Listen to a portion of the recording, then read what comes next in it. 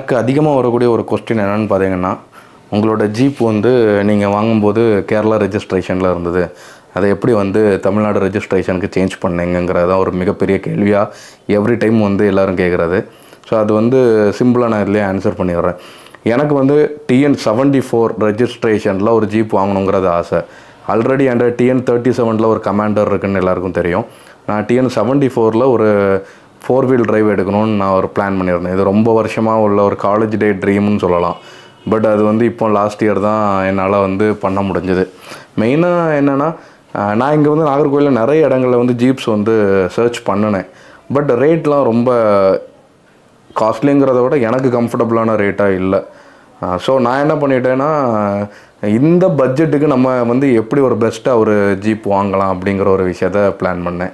அப்போ நான் கேரளாலேயே ரெடி பண்ண ஒரு ஜீப்பை வந்து போய் பார்த்து அவங்கக்கிட்ட பேசி அந்த ஜீப்பை நான் வாங்கினேன். அந்த ஜீப்பை வாங்கிக்கும்போது அதில் மெயினான ஒரு திங், ஏன் வேறு இடத்துல வாங்க முடியாதா, வேறு தமிழ்நாட்டில் வாங்க முடியாதான்னு கேட்டிங்கன்னா, எனக்கு வந்து TN74 கன்வெர்ட் பண்ணுறதுக்கு அதர் ஸ்டேட்லேருந்து வாங்கினா கொஞ்சம் பெட்டராக இருக்கும்னு நான் நினச்சேன். இப்போ கேரளா, கர்நாடகா இந்த மாதிரி ஸ்டேட்லேருந்து நம்ம ஒரு வெஹிக்கிள் வாங்குகிறோன்னா அதை நம்ம ஊர் ரெஜிஸ்ட்ரேஷனுக்கு நம்ம வந்து ரீரெஜிஸ்ட்ரேஷன் பண்ணலாம்.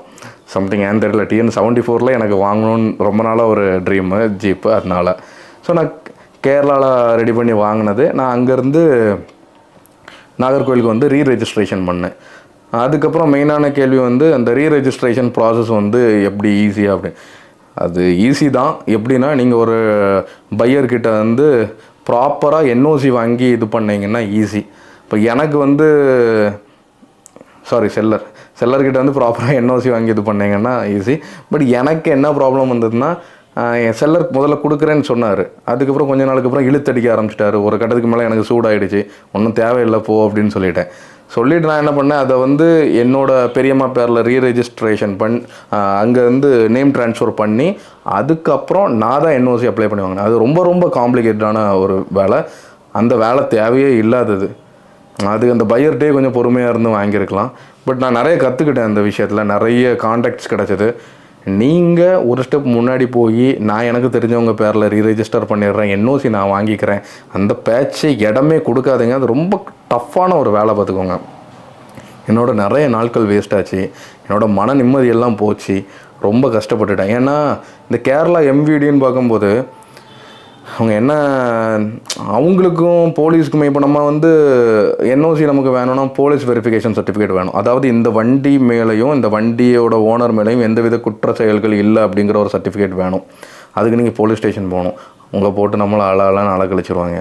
அதுக்கப்புறம் அழகழிச்சு அவங்க ஒரு சர்டிஃபிகேட்டை தருவாங்க. அந்த சர்டிஃபிகேட்டை வாங்கிக்கிட்டு நம்ம MVD ஆஃபீஸ் போகும்போது அவன் வந்து என்னன்னா ஒரு சில லைன் இந்த ஒரு வேர்டு மிஸ்ஸிங்கு, அந்த மாதிரி சின்ன சின்ன விஷயத்துக்கு நம்ம மறுபடியும் போலீஸ் ஸ்டேஷன் போகணும்.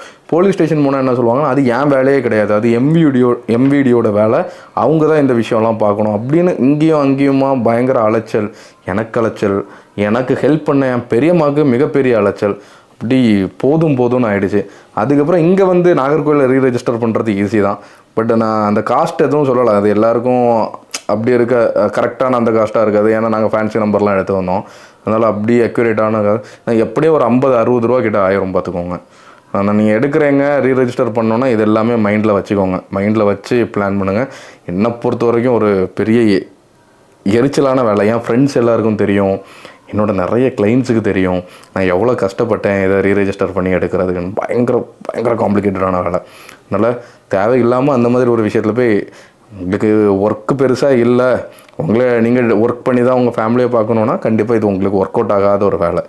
இல்லை நான் ஃப்ரீயாக தான் இருக்கேன், ஒரு வருஷம் எனக்கு பிரச்சனை இல்லைன்னா நீங்கள் இதில் தைரியமாக இறங்கி பார்க்கலாம். ஒரு வருஷம் ஆகாது, ரொம்ப கொஞ்சம் சீக்கிரம் தான். நம்ம நேரத்தை பொறுத்து நமக்கு சில லக்கில் வந்துடும். இன்னும் நிறைய நான் பொதுவாக சொல்கிறேன், நிறைய வந்து கவர்மெண்ட் ஆஃபீஸர்ஸில் வந்து காசு வாங்க மாட்டாங்க.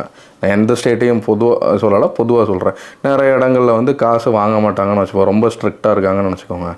நீங்கள் இவங்க இந்த ஸ்ட்ரிக்ட்டு, இவங்க இந்த சிங்கம் சூர்யா இதெல்லாம் காட்டுறதுக்கு வேண்டி என்ன பண்ணுவாங்கன்னா, நம்ம வேலையை விட்டுட்டு 5 நாள் 10 நாள் அலைய வேண்டியது இருக்கும். அதுக்கு என்ன தோணுதுன்னா, ஒரு சில இடங்களில் ஒரு 500 ரூபாய் கொடுத்து இந்த வேலையை முடிச்சிடலாம் அப்படின்னு தோணும். அந்த அளவுக்கு தோண வச்சுருவானுங்க. அதனால நீங்கள் வந்து இந்த என்ஓசி விஷயம் வரும்போது மட்டும் ரொம்ப கேர்ஃபுல்லாக இது பண்ணுங்கள். மிச்சப்படி நான் இந்த யூடியூப் சேனலில் சின்ன சின்ன வீடியோஸ்லாம் நான் போட ஆரம்பிக்கலான்னு இருக்கிறேன். எப்படி ஆஃப் ரோடிங் பண்ணுறது, என்ன மாதிரி பண்ணுறது, ஆஃப் ரோடிங்னா என்ன, வண்டியை உடைக்கிறதா ஆஃப் ரோடிங் அப்படிங்கிற நிறைய விஷயங்கள்லாம் இதில் பேசலான்னு இருக்கிறேன். ஏன்னா இப்போது கன்னியாகுமரிக்குள்ளாடி கொஞ்சம் பழைய ஆட்கள் இருக்காங்க, பட் அடுத்த ஜென்ரேஷன் வந்து ரொம்ப பெரிய ஆஃப் ரோடிங் ஒன்றும் பெருசாக இல்லை. ஸோ அப்போ அது ஒரு டீமாக கன்வெர்ட் பண்ணுறதுக்கான வாய்ப்புகள் இருக்கா, இல்லைனா நம்மளே ஒரு டீமை உருவாக்கிடலாமா, இப்படி நிறைய விஷயங்கள் யோசிச்சுட்ருக்கோம். யாரும் இல்லாட்டாலும் நம்ம தனியாக போய் இது பண்ணுவோம். ஏன்னா முன்னாடி ஒரு டைமில் வந்து பைக் ஓட்டுறது, காரை ஸ்பீடாக ஓட்டுறது இதெல்லாம் வந்து ஒரு என்ன சொல்லலாம், ஒரு நல்ல ஃபீலாக இருந்தது. பட் இப்போ என்னென்னா நிறைய இடத்துக்கு போகணும், நிறைய இடம் ட்ராவல் பண்ணணும், கொஞ்சம் அமைதியான இடத்துக்கு போகணும், இந்த மாதிரி விஷயங்களுக்காக தான் நாங்கள் இந்த ஆஃப் ரோடிங்குள்ளாடியே வந்தது. நாங்கள் ரொம்ப கேமராவில் காட்டாத ரொம்ப அழகான இடத்துக்குலாம் நாங்கள் போயிருக்கோம். நிறைய இடங்கள்லாம் நாங்கள் காட்டுறதே கிடையாது. காட்டினா ஒரு 10 பேர் கேட்பாங்க இது எந்த இடம்னு, அதுக்கு அந்த இடத்த நம்ம சொல்லணும். அதனால் நிறைய இடங்களை நாங்கள் ரசிக்கிறோம். கேமராவுக்கு பின்னாடியே நிறைய விஷயங்கள் ரசிக்கிறோம்.